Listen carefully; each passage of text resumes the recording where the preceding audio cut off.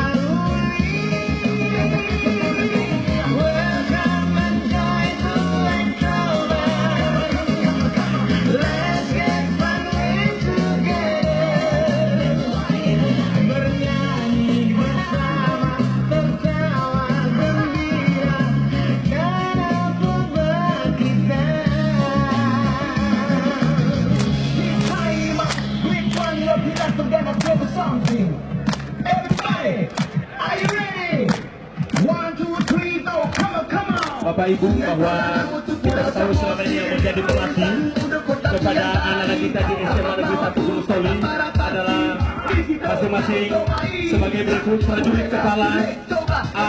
Rubis dari Kodim 21 Kekinian, kemudian Pratu Negola dan Raka Handoko dari Koramil 5 Laira. Tentu kita juga apresiasi atas keberhasilan para pelatih